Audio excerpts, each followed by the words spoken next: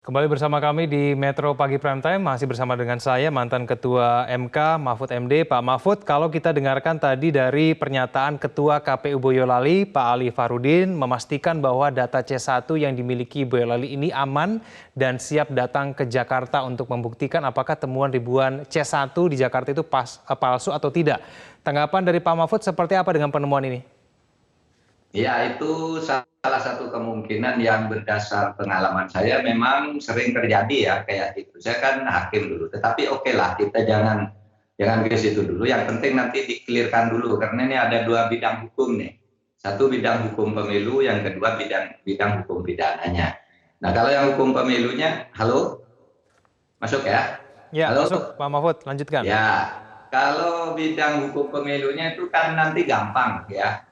Di KPU nanti disandingkan aja yang punyanya KPU, kemudian punyanya paslon, kemudian sandingkan dengan ini yang ditemukan ini gitu. Kalau hukum pidananya itu biasa, saya mengalami kalau tidak salah 4 kali dulu. Jadi ada orang yang kalah itu mencetak form C1 palsu sebanyak 30.000 lebih, lalu dicoblos sendiri, lalu dibuang di sungai. Sesudah itu dia laporan bahwa dia menemukan kartu C1 sekian ribu yang mencoblos calon tertentu tapi dibuang sehingga calon itu menjadi kalah. Kita hadirkan ke persidangan form C1 dari KPU, yang punya KPU kan ada hologramnya yang bisa dideteksi. Nah, sesudah itu dibuktikan ternyata itu yang ditemukan di jalanan itu adalah palsu, dicetak hanya untuk memberi kesan bahwa yang kalah itu dicurangi. Nah, itu terjadi di Jawa Barat pemilihan seorang bupati. Terjadi juga dulu di Jambi, di mana-mana. Jadi yang seperti itu sudah biasa terjadi, tidak perlu kaget. Pada akhirnya nanti akan ada forum yang mengklirkan dan kita tidak usah panik.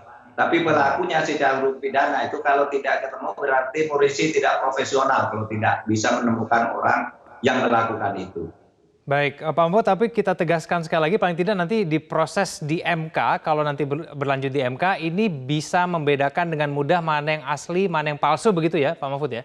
Sangat mudah, karena yang punya KPU itu ada hologram yang tidak bisa dipalsukan, hanya bisa dideteksi dengan alat yang ada di KPU sendiri. Yang kedua kan C1 itu banyak ya, C1 itu kan banyak. Nanti kalau hanya ada satu yang palsu itu, sedangkan yang lain punya sendiri-sendiri, yang asli kan saya kira tidak akan sampai ke MK kalau seperti itu, cukup di KPU tanggal 22 Mei nanti. Tapi kalau di tanggal 22 Mei masih bermasalah, dibawa ke MK nanti di dalam kasus pelanggaran dan kecurangan. Itu semua sudah ada prosedurnya.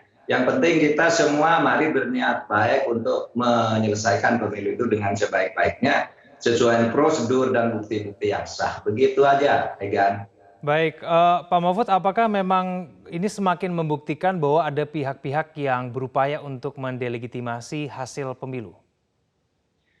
Ya, kalau ini terbukti lagi sebagai sebuah kebohongan atau sebuah pemalsuan, itu sudah pasti ada orang mau mendelegitimasi. Upaya mendelegitimasi itu bisa ada dua, satu pihak yang mungkin pasangan atau bagian dari pasangan, dan itu sulit juga dibuktikan, tetapi yang lebih mudah mengatakan ini orang pihak ketiga aja yang ingin ngaco gitu. Seperti dulu di MK. Itu selalu begitu, ada saja kartu-kartu begitu. Tapi nanti sesudah di persidangan biasanya cepat sekali ketahuan, dan yang mengajukan bukti-bukti palsu itu tidak bisa mengelak bahwa dia tidak punya alibi lah untuk menentukan bahwa dia tidak bohong. Baik. Pak Mahfud, sahabat Anda, Andi Arief, Wasekjen Partai Demokrat, menyampaikan bahwa ada setan gundul yang kemudian memberikan informasi sesat kepada pihak 02. Nah, apakah Anda sepakat bahwa memang ada setan gundul paling tidak yang berusaha untuk mendelegitimasi pemilu? Istilah setan gundul itu saya tidak paham ya. Kalau setan gundul itu kan tidak kelihatan. Jadi yang tahu yang dibisiki aja biasanya. Tapi beginilah, apapun nanti semua harus bersabar dan dibuktikan melalui mekanisme yang tersedia. Kalau kita memperdebatkan hal-hal yang begitu, tidak ada gunanya, karena nanti siapapun yang tidak benar, apakah itu Andi Arief atau Sitan Gundulnya, itu nanti akan terbukti mana yang benar, mana yang salah, nanti diproses di KPU tanggal 22 itu. Karena di situ semua itu akan disandingkan, termasuk misalnya paslon yang merasa dicurangi, buat aja perhitungan sendiri berdasar IT sendiri, lalu sandingkan di situ. Itu kan gampang sekali, kemudian diintegrasikan, lalu akan keluar mana yang benar, mana yang salah, gitu kan. Mana yang berdasar C1 palsu, mana yang tidak, itu akan keluar kalau memang yang memprogram itu orang yang canggih di bidang itu. Saya kira tidak sulit zaman sekarang lah. Kita tidak usah berdebat kusir panas-panas gitu, ditunggu aja. Tidak usah saling tuding dulu, mumpung bulan puasa ini kita menahan diri untuk tidak bikin kekisruhan. Baik, ya. Pak Mahfud, kalau dalam rapat koordinasi yang berlangsung kemarin, Panglima TNI ada di sana, ada Kapolri juga ada di sana, menyatakan bahwa mereka mewaspadai adanya gerakan people power yang patut diwaspadai. Nah, ini untuk Anda menanggapi mengenai kewaspadaan terhadap adanya gerakan yang mencoba untuk membuat keonaran nanti pada saat 22 Mei setelah pengumuman resmi, begitu seperti apa? Ya, menurut saya kehati-hatian itu harus selalu dilakukan ya. Sehingga menurut saya hal itu tidak salah, asalkan sekarang jangan menyebut-nyebut orang dulu, mengindikasikan orang, karena itu bisa menimbulkan kekisruhan. Dilakukan aja secara diam-diam, kemudian diantisipasi secara diam-diam. Negara kan punya semua instrumen yang diperlukan untuk melakukan itu. Tapi bagaimana peran serta dari masyarakat, Pak Mahfud, untuk memerangi adanya gerakan tersembunyi yang mungkin saja akan membuat people power itu tadi? Itu bagaimana? Oh iya, kalau masyarakat tentu melapor kalau ada sesuatu. Dan pertama, masyarakat tuh jangan terpancing, karena kalau people power yang dimaksud itu akan dikaitkan dengan hasil pemilu, nanti kan semua akan diuji secara transparan.